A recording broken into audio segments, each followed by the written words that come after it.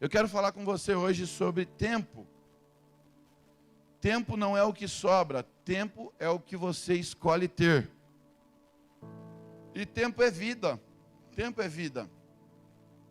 Hoje, o insight e a sacada é ganhar a sua atenção no mundo aí fora. Todos lutam para ter a sua atenção. A internet e os aplicativos, eles lutam para ter a sua atenção. O que eles precisam é a sua atenção. Então eles dizem que a maior moeda no dia de hoje é a sua atenção. Mas não tem como dar atenção se você não doar o seu tempo. Você só vai dar a sua atenção se você dar um tempo para aquilo. Então eu costumo dizer que ainda o tempo continua sendo a maior moeda. Porque tempo é vida. Quando você nasce morrendo já. O seu cronômetro, quando você nasceu, começa a contar, contagem regressiva. Então, tempo é vida e é uma das moedas, ou a moeda mais valiosa que existe na face da terra. É o tempo que você investe, é o tempo que você coloca nas coisas, é o tempo que você dedica nas coisas, né? E em Salmo 90, versículo 12, diz assim: ensina-nos a contar os nossos dias, para que o nosso coração alcance sabedoria. Ou seja, ensina-nos a administrar o nosso tempo, para que o nosso coração alcance sabedoria. Diga glória a Deus. Quanto mais você desconstruir aquilo que alguém construiu na sua vida, mais você vai evoluir espiritualmente. Quanto mais você desconstrói as coisas materiais, as coisas humanas, os costumes das pessoas que ensinaram você para construir os costumes do reino, mais você vai evoluir e mais seguro você vai estar para resolver seus conflitos internos e mais você vai conseguir aproveitar o seu tempo, o tempo de vida. Nós não temos tempo para perder, né? Ninguém aqui tem tempo para perder. Nosso tempo é valiosíssimo. E quanto antes eu desconstruir, para eu evoluir espiritualmente, eu costumo dizer aqui, que nós não fomos feitos, sabe, em partes, nós fomos feitos inteiro. Quando o Senhor soprou nas nossas narinas o teu espírito, Ele não soprou dizendo assim: eu vou soprar um pouquinho agora, depois eu sopro mais um pouquinho, e aos pouquinhos eu vou soprando, e ele vai começando a viver um pouquinho de cada vez. Ele não fez isso. Quando Deus nos fez, Ele soprou e te deu vida.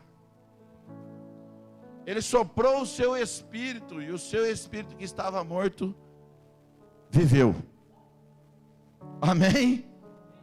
Glória a Deus. A igreja é dos adolescentes. A igreja é dos jovens. Nós vamos deixar a igreja para os jovens, para os adolescentes, para os rockets, em nome de Jesus. Em nome de Jesus. Aleluia. Aleluia. A gente não constrói nada para a gente, é para a próxima geração chegar dominando. Ontem tinha 139 jovens aqui. Você pode dar glória a Deus? Pulando, adorando a Deus. Mas bate palma direito, vai, em nome de Jesus.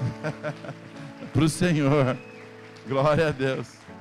Buscando a Deus aqui, exaltando o nome do Senhor. Então assim, o tempo é a maior moeda. Por isso o inimigo disputa o seu tempo com Deus. Ele disputa a sua atenção. Ele disputa querendo roubar o seu tempo, para que você não dê o seu tempo para Deus.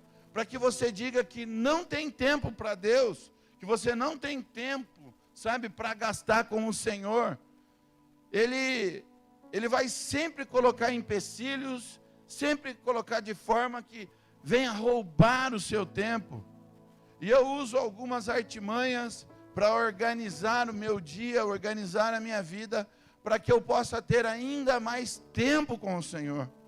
E é engraçado que quando nós não disponibilizamos tempo, muitas vezes o Senhor permite, não que Ele coloca, mas Ele permite que você receba pressão de algum lugar, de alguma forma, para que você direcione o seu foco para Ele, porque o que Ele de fato dá importância, o que Ele de fato sabe que tem valor, é a sua alma, que não pode ser perdida.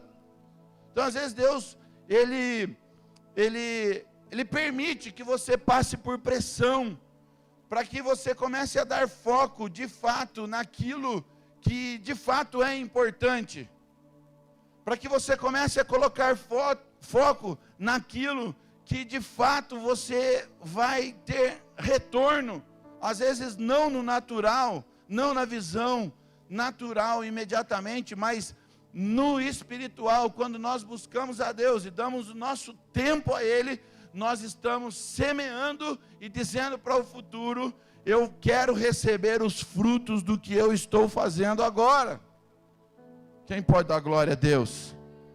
Então, existem duas coisas importantes no nosso dia a dia, assim, bem práticos, que que nós podemos fazer para que nós possamos ter mais tempo com o Senhor e ter menos surpresas durante o nosso dia a dia. A primeira coisa que você pode fazer é preservar a sua energia. Fazendo o quê?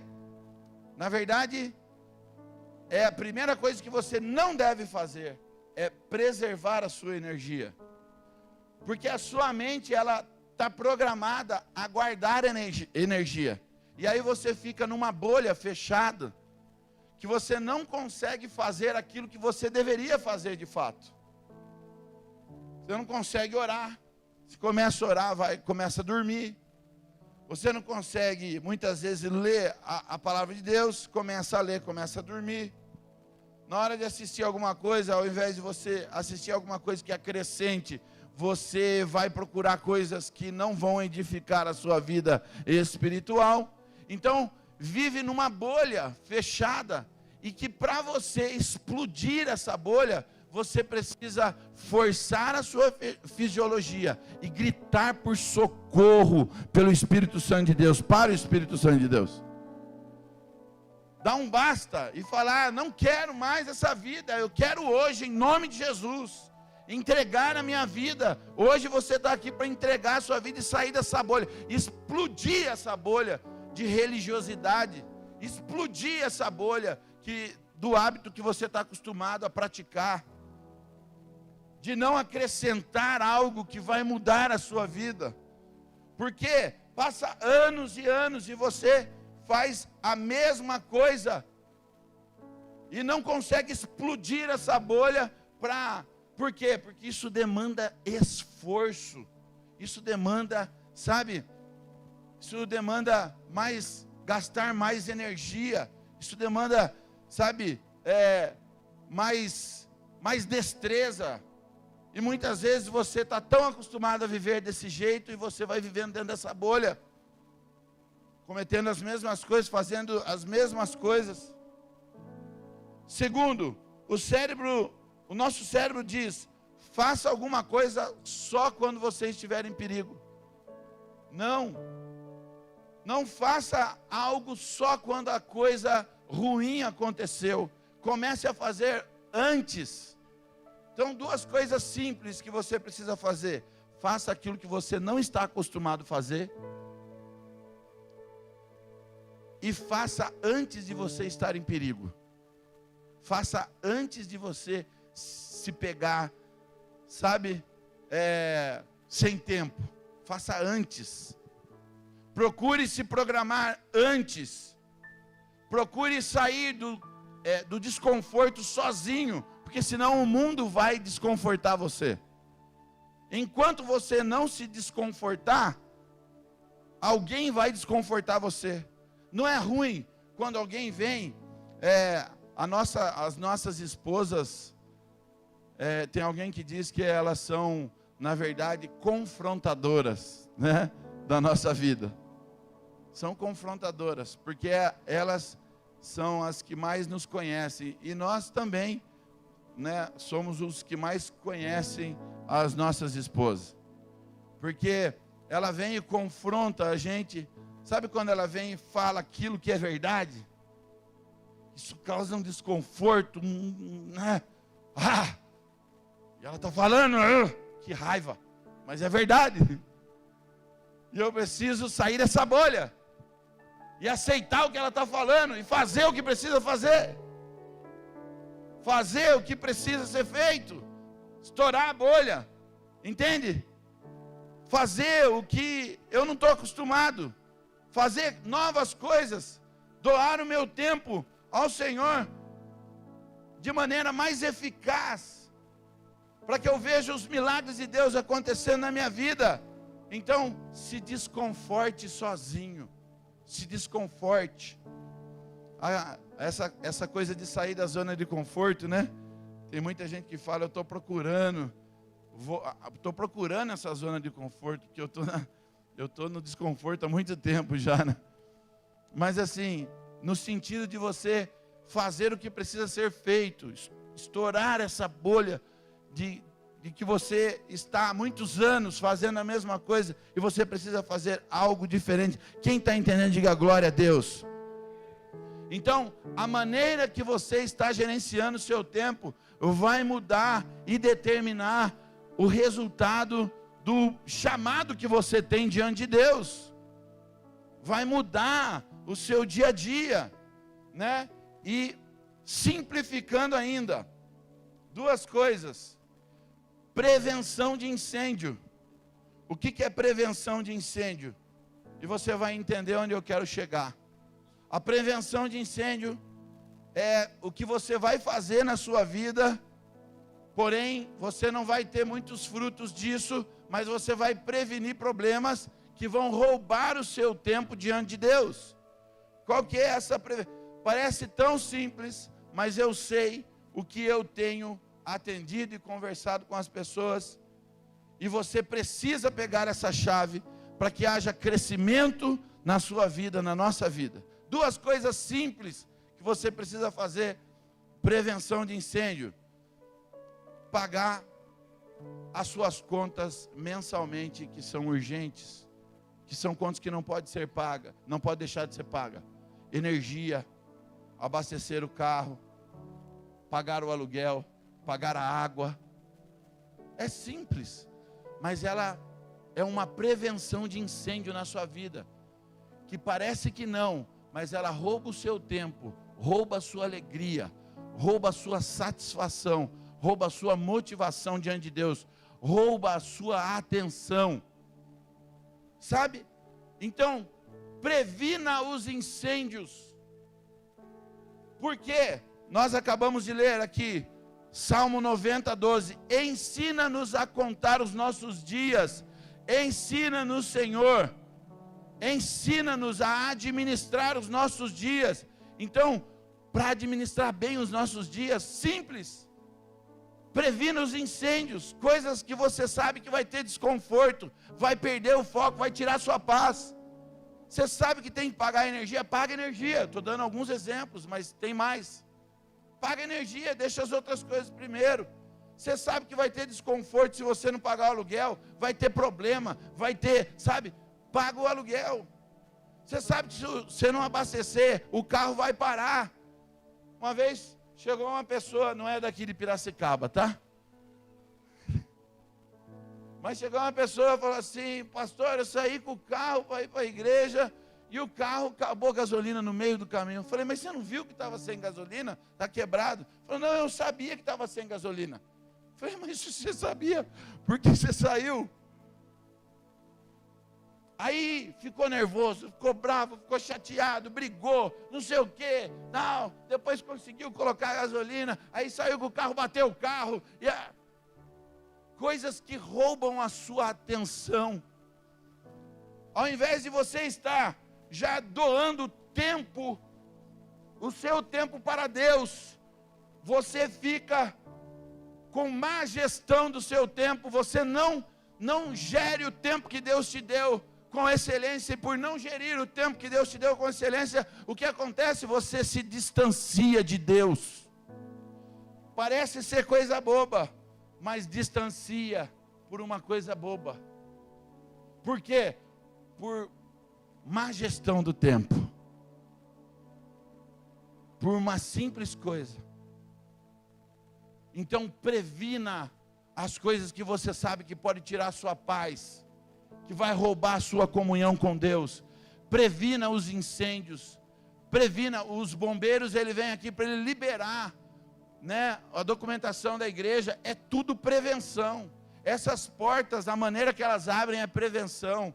A rota de fuga é prevenção. Os incêndios, os extintores é prevenção. É tudo prevenção. Previna as coisas que podem roubar o seu tempo, roubar a sua paz, roubar a sua vida com Deus, porque é isso que o diabo quer. Ele quer distrair você com as pequenas coisas. É simples. Comece a prestar atenção nisso. São coisas que você não ganha nada, você só vai prevenir. Você só vai se prevenir de algum problema, você não ganha nada com isso. Mas aí eu resumo minha vida em duas situações. A primeira é essa: prevenção de incêndio. A segunda é prevenção de frutos. Diga comigo, prevenção de frutos. Todo dia, para minha vida ser mudada e eu continuar crescendo, eu preciso tomar atitude de prevenção de frutos. Primeiro, prevenção de incêndio. Segundo, prevenção de frutos. Como é que eu previno? Qual é a ação que eu tenho que tomar todos os dias para eu continuar a ter frutos do Espírito Santo da minha vida? Para eu continuar a ter frutos na minha vida? Qual é as coisas que eu preciso fazer? Eu preciso estudar a palavra de Deus. Preciso ler a Bíblia todos os dias. Preciso buscar, preciso orar a Deus. Preciso ter vida com Deus. Eu preciso fazer o carisma. Eu preciso jejuar. Eu preciso buscar a Deus, eu preciso estar nos cultos, eu preciso estar envolvido, eu preciso estar no voluntariado. O que é isso? Prevenção de fruto. Eu estou semeando. Eu preveni os incêndios.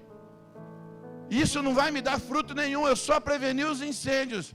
Mas agora eu preciso prevenir os frutos todos os dias. Eu preciso semear algo que vai me dar uma colheita no dia de amanhã. E quanto mais eu tenho essa prevenção, quanto mais eu semeio nas coisas de Deus, buscando estudo, buscando em oração, em jejum, mais frutos eu vou receber. Porque a palavra é viva e eficaz, ela nunca volta vazia.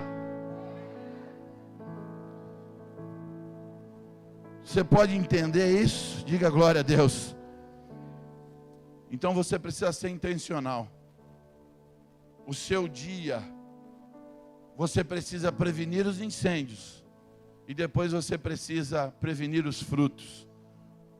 Todos os dias você tem que praticar atos de coisas que vão prevenir problemas, incêndios.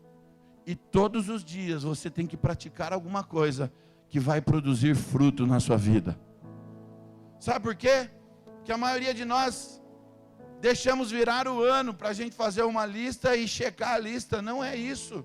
Nós temos que fazer isso toda semana.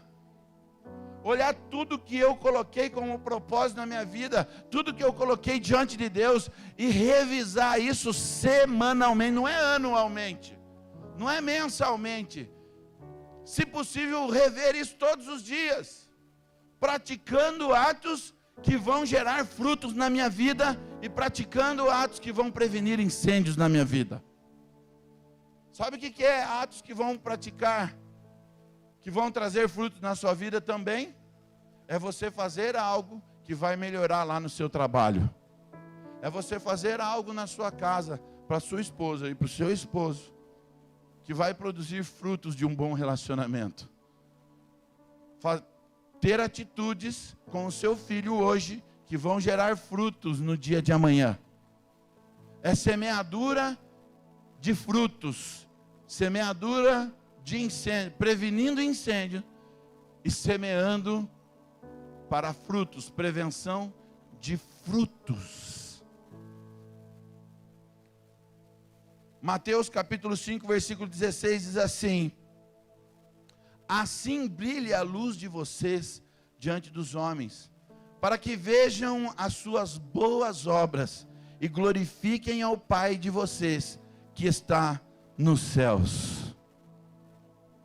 Quando você entende o propósito no dia a dia, tanto de você saber administrar o seu tempo diante de Deus, saber prevenir incêndios, saber prevenir os frutos, semeando um e outro, você vai fazer com que a luz de Deus brilhe diante dos homens.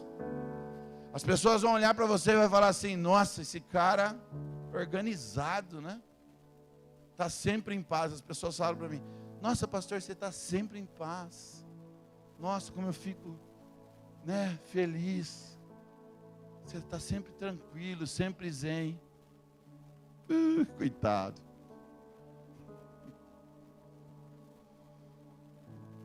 Eu procuro prevenir incêndios e prevenir os frutos todos os dias.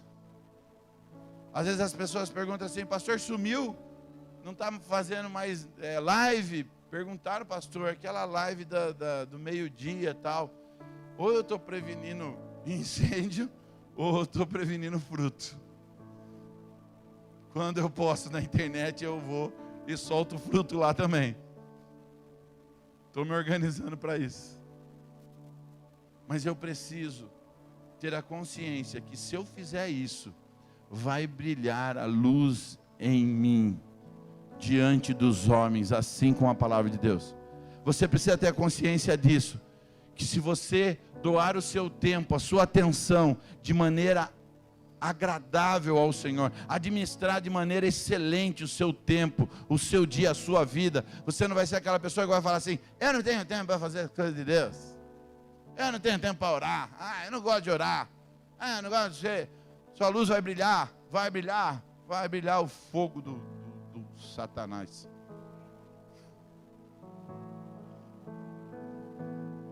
A gente está dando risada, mas é sério. Assim, se você administra bem o seu tempo, o seu dia, a sua atenção, se você está prevenindo incêndio, está prevenindo os frutos, assim brilhe a luz de vocês diante dos homens, para que vejam as suas boas obras e glorifiquem ao Pai de vocês que está no céu. Vai brilhar a luz de Deus na sua vida em nome de Jesus. E qual fruto é esse que o Senhor quer que você colha? Qual fruto é esse que Ele vem procurar em você? Qual fruto é? Em Gálatas capítulo 5, verso 22 e 23 diz assim, encontramos os frutos de Deus, diz assim: mas o fruto do Espírito é amor, alegria. Alguém que não sabe administrar o seu tempo tem amor? Alguém que não dá a sua atenção a Deus tem alegria verdadeira? Alguém que não sabe administrar o seu tempo tem paz? Alguém que não sabe administrar o seu tempo tem longanimidade? Alguém que não sabe administrar o seu tempo tem benignidade? Tem bondade? Ele nunca tem tempo para ajudar alguém, nunca tem tempo para o Senhor, nunca pode ser bom, nunca tem tempo para sua esposa, nunca tem tempo para o seu esposo. Preciso lavar roupa, preciso lavar a casa, licença, não sei o que, estou com dor de cabeça, já chega com o Doril, né?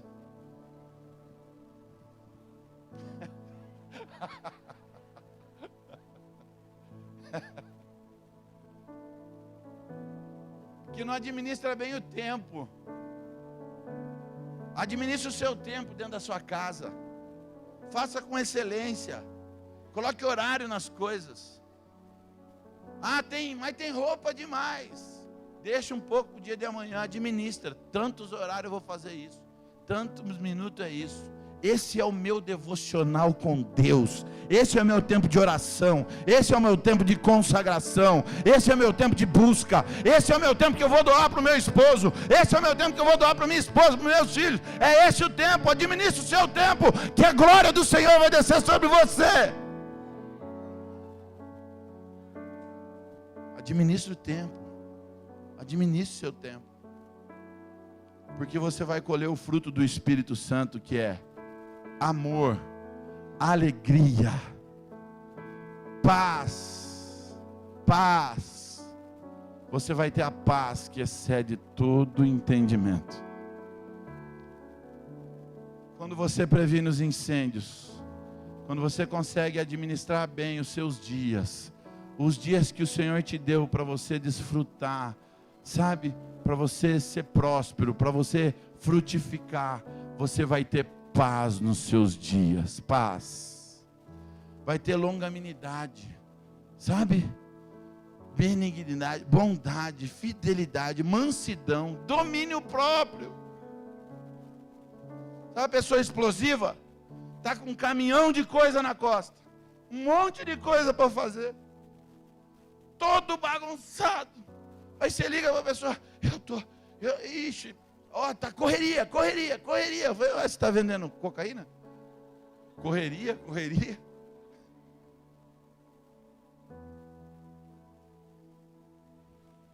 Aí você pergunta, o que você está fazendo? Eu fiz um monte de coisa. O que você fez? Um monte de coisa. Que monte de coisa que você fez? Você nem sabe o monte de coisa que você fez. Porque não aprendeu a administrar os dias. Mas Deus quer que você aprenda a administrar os seus dias e o seu tempo. Porque a sua vida é preciosa para Deus, não há nada mais valioso para você gastar horas com coisas que não vão edificar a sua vida. Invista o tempo no Senhor. E o interessante é que nós vemos Jesus entrando muitas vezes na administração dos homens, e isso é que conforta o nosso coração. Porque às vezes nós tentamos administrar o tempo, mas nós não conseguimos. Aí nós precisamos de um milagre. E em Jesus nós temos esse milagre. Então, querido, de repente você não soube administrar o tempo. Você não conseguiu administrar o tempo. Ou você fez tudo o que você podia, mas aconteceu, uma urgência, um problema. E aí eu pego o milagre do casamento, que Jesus transforma a água em vinho. Quem lembra desse milagre? Diga glória a Deus. Quem vai casar se prepara, não se prepara? Sim ou não? Então eles prepararam a festa. Eles sabiam que a festa, se eu não me engano, é 7 dias de festa de casamento. Os judeus, né? E aí eles prepararam a festa. Eles prepararam tudo. Para ser, o casamento é o momento da vida deles. Talvez você preparou tanto, você guerreou tanto, você trabalhou tanto, você tentou administrar tanto, mas talvez se perdeu tanto no tempo, talvez roubaram a sua atenção para aquilo que de fato não é importante. Talvez assim como aconteceu no casamento, aconteceu que eles se programaram, eles planejaram, eles administraram, aí você trabalhou, se programou, administrou, mas aconteceu algo que fugiu das suas mãos. Eu quero dizer para você que tem jeito. Querido, não, você não entendeu. Tem jeito. Talvez você tentou, trabalhou, sabe? Se estrepou de tanto trabalhar, de tanto tentar fazer as coisas. E aí chega e dá errado. Mas eu quero que você alegre o seu coração, porque assim como Jesus estava na festa, Jesus está aqui na festa hoje, em nome de Jesus. Ele está na festa, sabe para quê? Para fazer aquilo que você não conseguiu fazer, que você tentou, mas você não conseguiu fazer.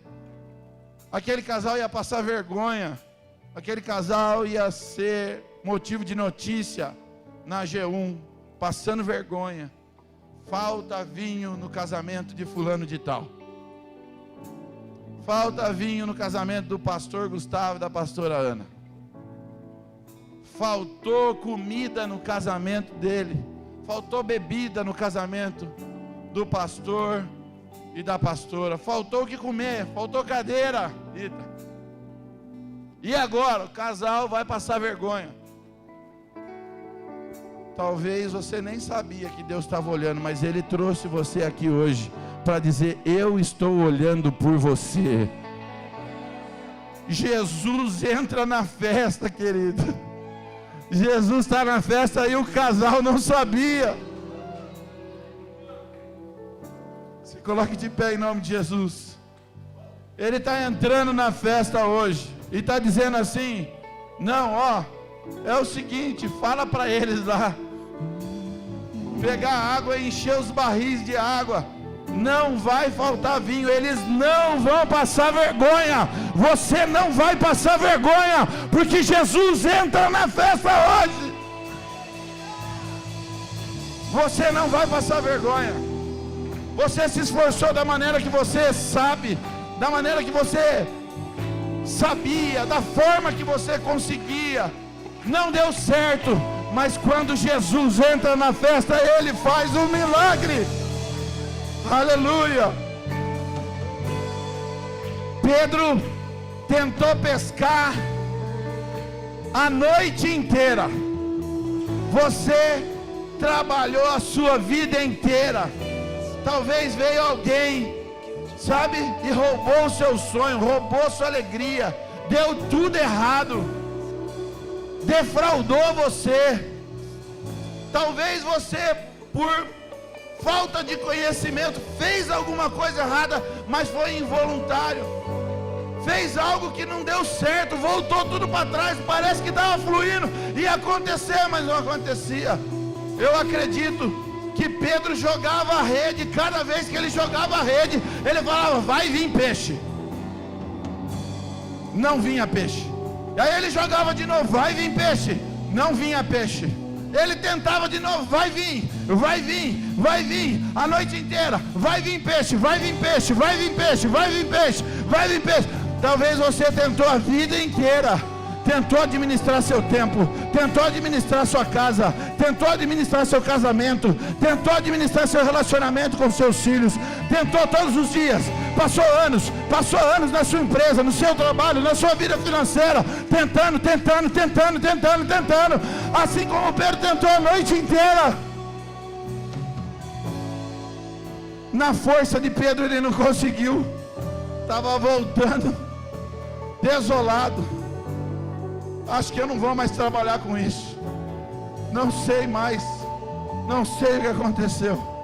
Não tem peixe. Mas aí ele encontra o Senhor dos Senhores. Ele encontra o Mestre. Ele encontra o Criador.